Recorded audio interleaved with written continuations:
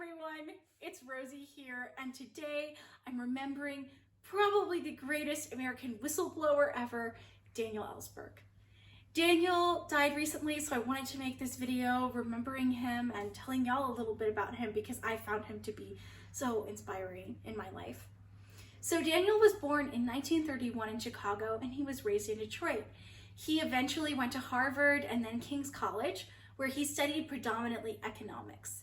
He entered the Marine Corps in 1954, and he actually ended up being a part of that for 3 years. In the late 1950s, he started working for the Rand Corporation. Now, I didn't know who they were, so I looked him up, and it's actually a US think tank and research center. And when Dan worked for them, he contributed mainly to nuclear strategy. And then after that, he segued and went to work for the Pentagon.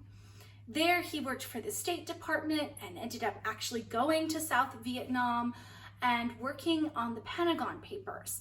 They held lots of details about the Vietnam War and the military workings that had been leading up to that. In the late 1960s, Daniel felt called to go to some anti-war events, even though he was still working for the Rand Corporation. One of my favorite stories of this is when he heard Randy Keller, a peace activist and draft resistor, speak.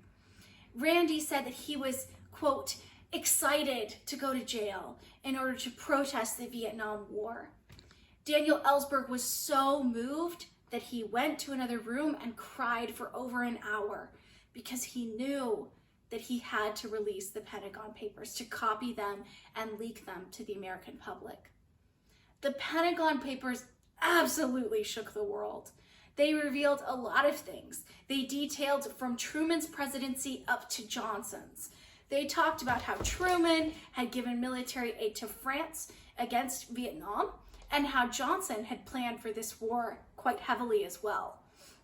They showed that the American government didn't really think that they could win the war in Vietnam, but that they joined anyway.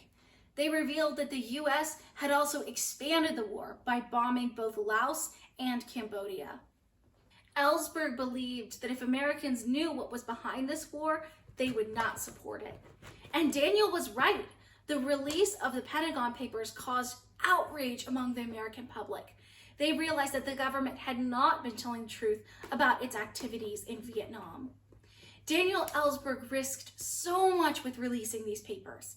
He risked life in jail and his own safety and the safety of his family. He was under trial where he faced charges for the Espionage Act. He had a maximum sentence of 115 years. During this time, the government was illegally wiretapping him, so the trial was actually a disaster and the charges were thankfully dismissed. One of the things that I find most inspiring about Daniel Ellsberg is how he dedicated the rest of his life to peace activism. He protested war and nuclear weapons, and he supported other anti-war whistleblowers like Chelsea Manning. He believed that it was not if, but when nuclear disaster would occur, with the large arsenals of nuclear weapons that the US and other countries were storing up and are storing up. With the US spending at least $634 billion on nuclear weapons in the next decade, this statement is particularly relevant. These weapons are simply not keeping us safer. They're putting us in danger. Now, I read The Doomsday Machine, Confessions of a Nuclear War Planner when I was in high school. It's by Daniel Ellsberg. It's a great book. I recommend it. It inspired me to work for nuclear disarmament. I'm going to put a link for it in the description. I hope you go out and get it and read it, and also find some interviews by Daniel Ellsberg and some articles. I'll put some in the description. I hope that you find him as inspiring as I do. Thank you, Daniel Ellsberg, so much for your witness in your life. Thanks everybody for watching. Peace out.